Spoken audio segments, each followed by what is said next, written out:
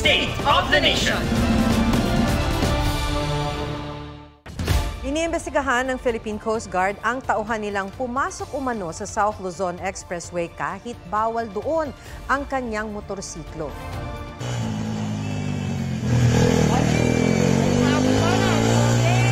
Sa viral video, iniharurot pa ng rider ang kanyang motorsiklo kahit hinarang ng mga traffic enforcer. Batay sa Republic Act 2000 o Limited Access Highway Act, bawal sa expressway ang kanyang motorsiklo dahil mababa sa 400cc ang laki ng makina. Ayon sa LTO, ang rider ay isang junior officer ng Coast Guard na may ranggong ensign. Nang kausapin daw siya ng PCG, sinabi raw nitong hindi siya ang rider at nirepost lang ang viral video. Bukas nakatakdang humarap sa LTO ang PCG personnel.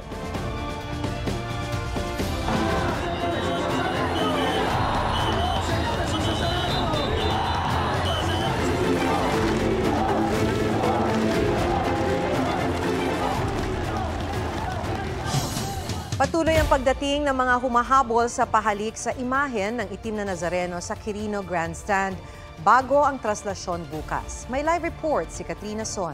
Katrina? Maki, mag-aalas 5 nga ng hapon kanina nang magsimula nga dumagsa ang mga tao rito sa Quirino Grandstand sa Maynila. Kaya naman yung pila ng halik ay umabot yan doon sa may P. Burgos, dyan sa may Roas Boulevard. Di alintana ng mga deboto ang init at mahabang pila para sa pahalik sa puon ng itim na Nazareno. Si Yolanda Villaluna at ang kanyang 13 taong gulang na anak na si Rainier na may hydrocephalus, panata raw ang pagpunta rito. Kasi inborn po yung sakit niya. Dati po hindi po siya nakakalakad, malaki ang ulo niya. Sana po gumaling po ako. Makauwi ang anak na nawawala noon pang 1960s. Iyan naman ang panalangin ng 87 taong gulang na si Catalina Gabayne. Sana magtagpuan kami palagi na ako panalangin si Jesus Nazareno. Gabi-gabi nagdadasal ako, pinapanalangin ko. May ilang naglatag na para rito antayin ang traslasyon na magsisimula bukas alas 4 ng umaga. Naka-standby pa rin dito ang rescue groups. Since January 6 po kasi, nakapag-cater na po kami ng patient.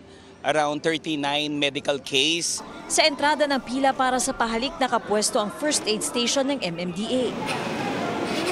Inalalayan ng mga ihos si Nanay Concepcion para makalapit sa imahen ng itim na Nazareno. Pero nang malapit na, natisod ang ihos. Pero ayos lang daw ang matanda na desidido pa ring makalapit sa imahen. Maging maganda po sana ang mundo, wala na pong sasama. Mga panalangin ng kahilingan at pasasalamat ang bitbit ng mga debotong pumila sa pahalik sa kabila ng matinding init. Si Susana na pagmilagruhan daw ng Nazareno. Gumaling sa akin yung suso kong butas na nagnanana na may dugo. Hindi ako nagpagamot. Kay Senyor Nazareno lang ako. Biglaan lang nawala. May mga banyaga ring pumila sa pahalik para maranasan ang anilay na kamamanghang tradisyon ng mga deboto. I'm already taking pictures and then I'll let everyone know what's going on.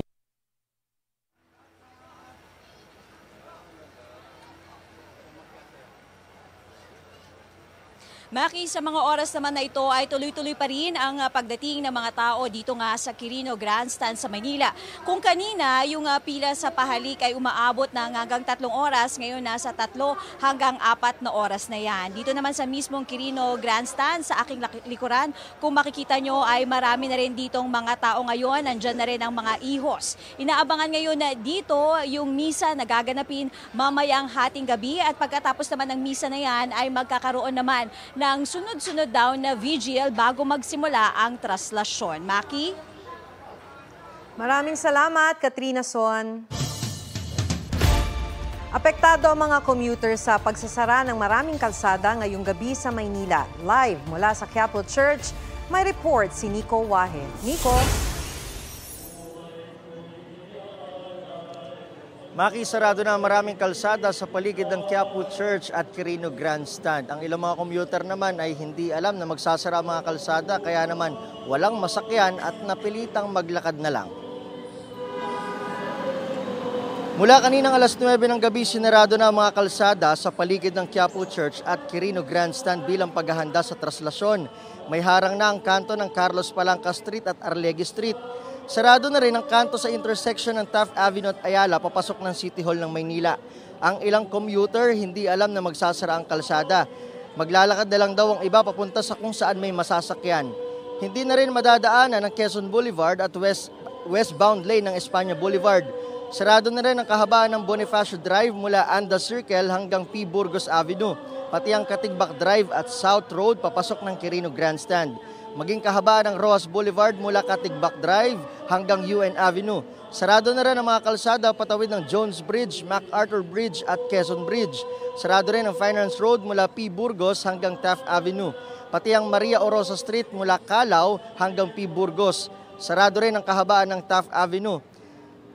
Dito naman sa Quiapo ay unti-unti nang numinipis ang bilang ng mga tao at marami ay tumutulak na papunta sa Quirino Grandstand para sa simula ng Traslasyon 2024. Para di makalusot ang mga pinagbabawal, daraan sa mga x-ray machine sa entrada ng Quiapo Church ang mga gamit ng lahat na magmimisa. Daraan sa scanner ang mga deboto. Mahigit 15,000 pulis ang magbabantay ng seguridad sa simbahan at sa buong ruta ng traslasyon. Dagdag seguridad din ang signal jamming na ipatutupad sa traslasyon bukas ayon sa DILG. Sakaling may medical emergency, nakahanda namang magbigay ng first aid ang nasa 2,000 bumbero. May kami na yung kasamihan ng deboto natin nakapaa. So babasain namin kung talagang mainit yung kalsada. Meron ding field hospital sa Cartilla. Ang Manila LGU handa ring mamigay ng mahigit 50,000 face mask. Ilang araw na binugahan ng tubig ang mga kalsadang daraanan ng traslasyon. Para po yung putik matanggal po. Para po hindi po madulas pagka ng mga tao. May mga bomb sniffing dog na mag-i-inspeksyon hanggang bukas. Tiniyak din ng linemen na walang nakalaylay na kable. Sa higpit ng seguridad bukas, nangangambang ilang nagtitinda malapit sa Quiapo Church na magiging matumal ang kanilang benta. Tulong-tulong nating ipakita na ang mga Pilipino ay may pananampalataya, may pagkakaisa at pagtutulungan.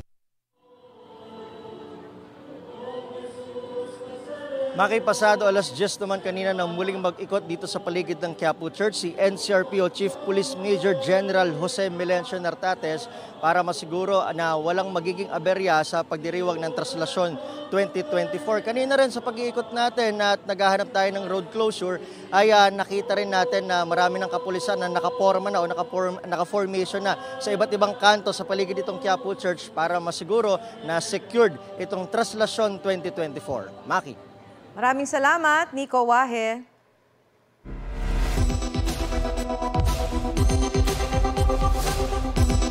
Sa mga dadalo po sa traslasyon, may tips para sa inyo ang mga otoridad.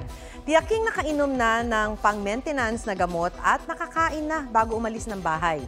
Uminom din at magbaon ng maraming tubig. Iwasan ding mabilad sa araw para iwas heat stroke. Huwag na ring magdala ng mga ipinagbabawal na gamit, gaya ng bull cap at payong. At kung may dalang bag, transparent dapat ito. Nasa bansa ngayon sina Dwight Howard at Andre Blatch. Kasama sila sa players ng strong group ng Pilipinas sa 33rd Dubai International Basketball Championship. Dating naglaro para sa Pilipinas si Blatch bilang naturalized player.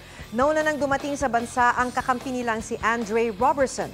Magsisimula ang kompetisyon sa January 19. Noong 2023, umabot ng quarterfinals ang koponan bago tinalo ng Lebanon.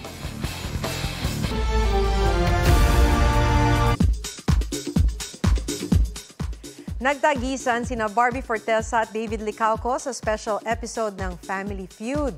Nagpakitang gilas din sina El Villanueva at Derek Monasterio sa pilot episode ng bagong Kapuso Afternoon Prime series na Makiling.